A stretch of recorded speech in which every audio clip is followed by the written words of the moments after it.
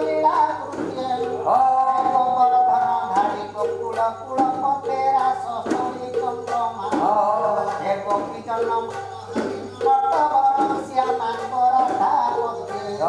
ये कालंदी विपिने सदा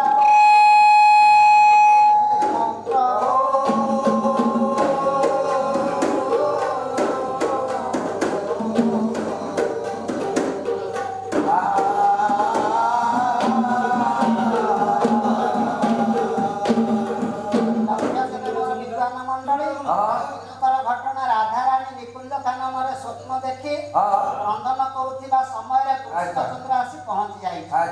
बेले राधा कृष्ण को कहते राधाराणी कहती माधव को जानी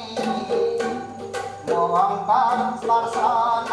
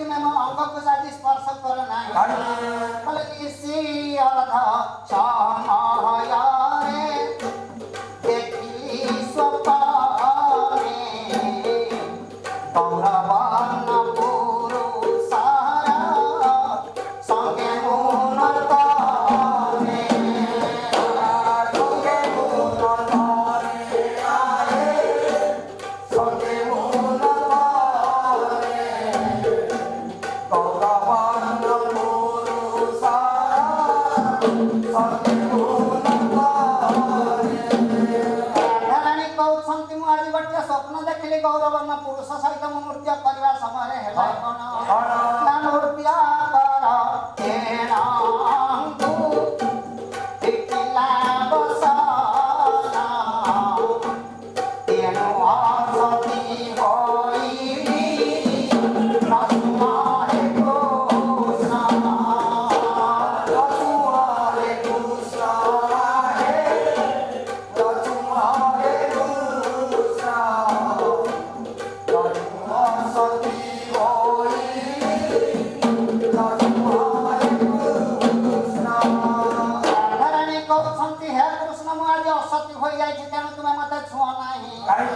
कृष्णचंद्र कहले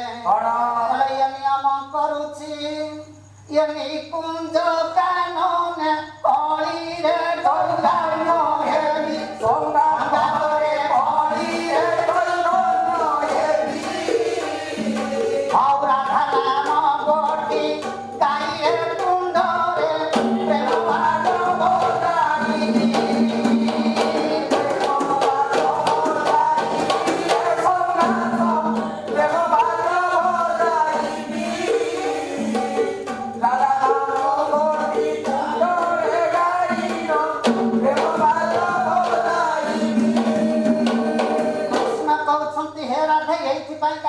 चिंता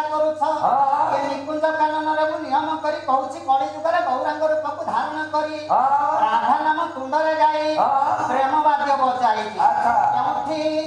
नदिया गुप्त वृंदावन गंगा होइब जमुना गंगा हरे गंगा होइब जमुना औषधा गण जेते जीवन संगते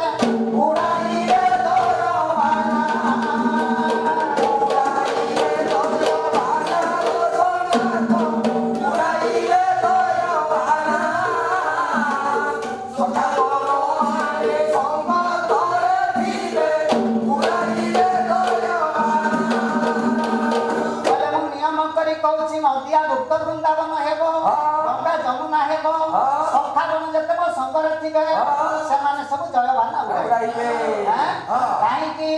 ना ब्रजे तिनी अभिलाष ओहिला पुराण सेति लागी काला चंद कौरव रण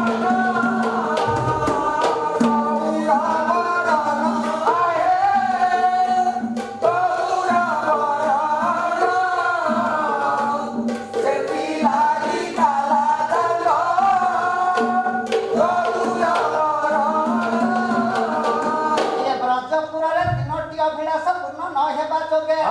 କାଲାଚାନ୍ଦ ଗୌର ରୂପକୁ ଧାରଣ କଲେ। ସିଏ ତିନୋଟି ଅଭିଳାଷ ହେଲା କଣ ନା ରାଧା ଭାବ ଗୋପୀ ପ୍ରେମ ନିଜର ଆଗରେ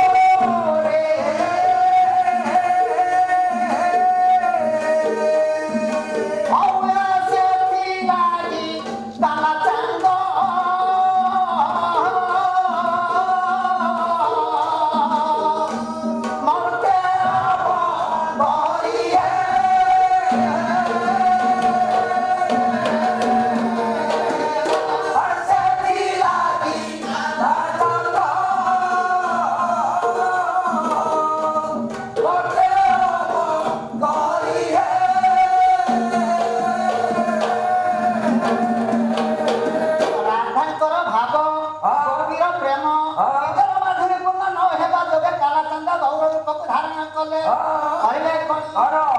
ନଦୀ ଦାଣ୍ଡରେ ମାଗି